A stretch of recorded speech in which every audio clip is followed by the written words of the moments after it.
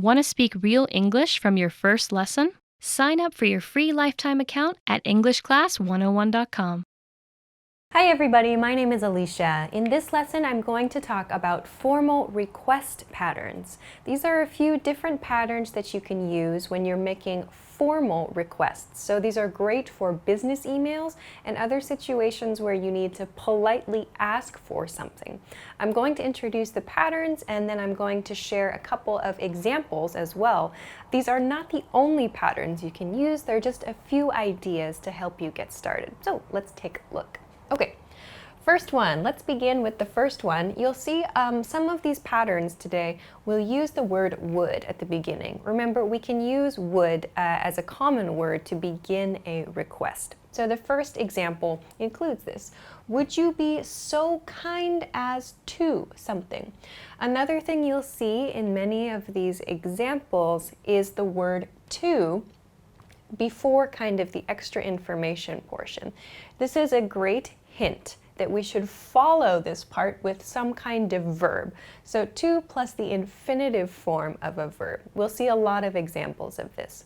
So the first one I've included, be so kind as to do something. So this is making a request, and this part, be so kind as to, shows us that the speaker is asking for the kindness of the listener or the reader in doing this action which we're about to describe. So let's look at an example of this. Would you be so kind as to send me the files? So here the verb we're using is send. As I said, we need to follow this to with the infinitive form of the verb send, and send me the files finishes the phrase. So would you be so kind as to send me the files? Means please send me the files, but it's a more formal sounding request. You're saying, it would be really nice of you if you would send me the files. It just means please send me the files, but it sounds more polite. Okay, let's look at another one, similar. Again, this one begins with would and ends with to in the introductory part of this pattern. However, here we have possible. Would it be possible to? This sentence, or this pattern rather, this is another way of saying, can you? Can you? But would it be possible to sounds much more formal than can you, or in some cases, can I? So let's look at an example of this one. Would it be possible to discuss this later? Would it be possible to discuss this later? Again, we have this to here, which shows us we should use the infinitive form of the verb, the regular form of the verb, to discuss this later. This part, would it be possible to, means can. So in other words, can we discuss this later? That's what this request is, but it sounds more formal. Would it be possible to discuss this later? We're connecting, if you're using this in speech, we're connecting these sounds. Would it be becomes would it be. Would it be possible? Would it be possible to discuss this later? Okay, so this is a good one to use for can situations. If you would use can in a regular request, you could try would it be possible to in a formal request. Okay, let's go along to the next one. May we ask you to? May we ask you to? This is a formal way of saying please. Please, please do this thing. So again, we're ending the pattern with to. Here we have this kind of confusing maybe, may we ask you? So you know that we use may to ask for permission to do something, but we're also using ask. So really, this combination makes a very soft request. Here I'm using we. This we could mean your group or your company or your department perhaps. So may we ask you to is kind of making yourself sound quite humble. So you're kind of lowering yourself and making a request from the other person. But again, this just means please, please.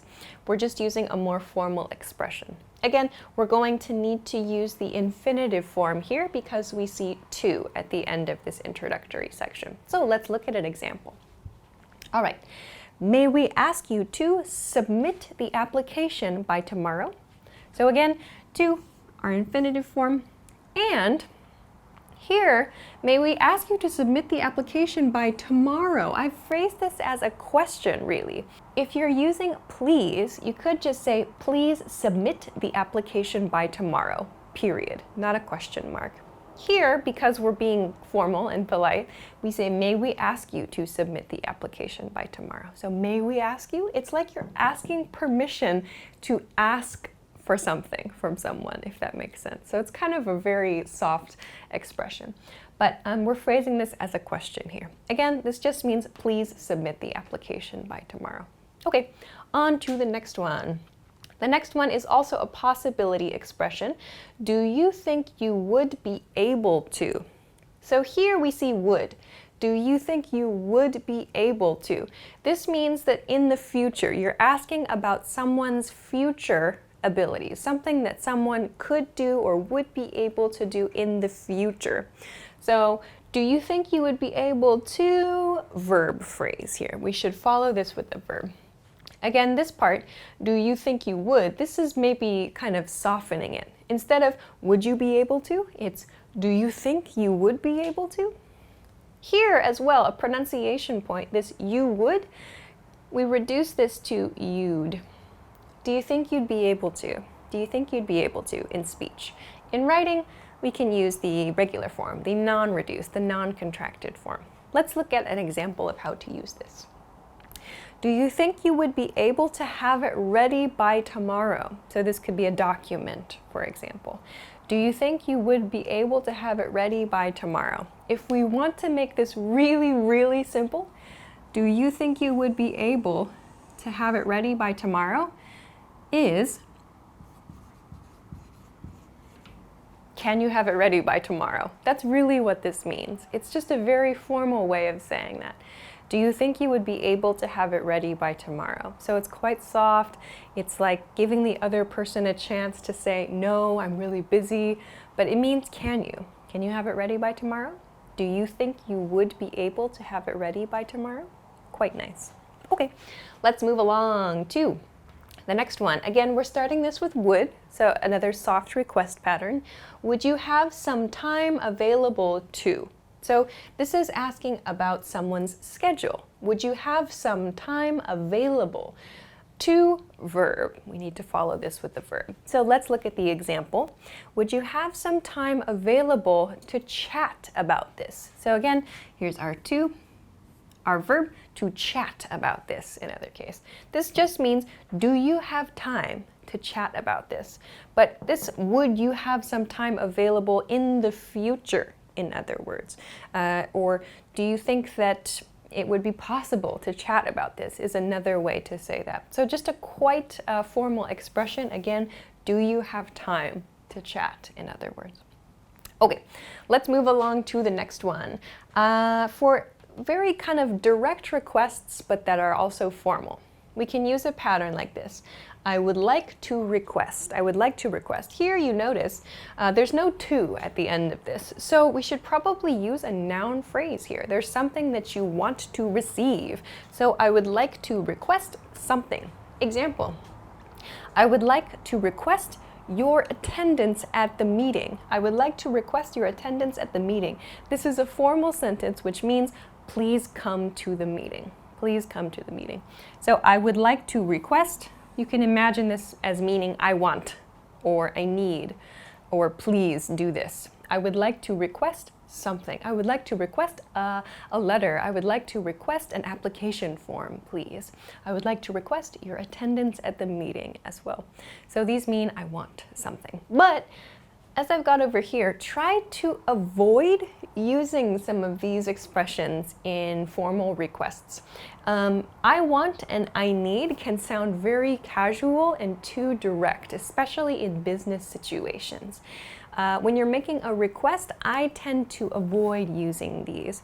If you're trying to give some supporting information for your request, maybe that's okay. So for example, I would like to request your attendance at the meeting because I need your approval for my project, for example. In that case, using I need could be okay.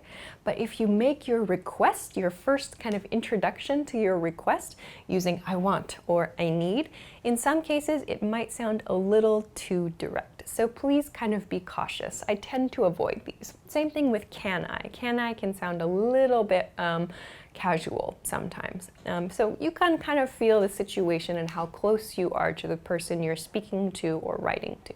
Okay, let's move along to the next one. The next one is great in emails and written correspondence. So this is when you are maybe introducing yourself in an email or you're introducing a request in an email. I am writing to request. This is very clear. I like to use this when I'm writing to someone that I don't know. I use this after I introduce myself. Hi, my name is Alicia. I'm from ABC company and I am writing to request. So this is, in other words, why am I writing to this person? So I'm writing to request a meeting. I'm writing to request this document, for example. I'm writing to request noun phrase. Here, I am writing to request a letter of recommendation. So, in other words, this is the thing I want. I'm writing to request this thing. This is great to use in emails when there's some specific thing that you want and you want to describe it quickly and clearly. That's quite nice. All right, let's move along to the next one. When you need to ask permission to do something. So here you'll see we go back to this to at the end of the pattern, meaning we should use a verb here.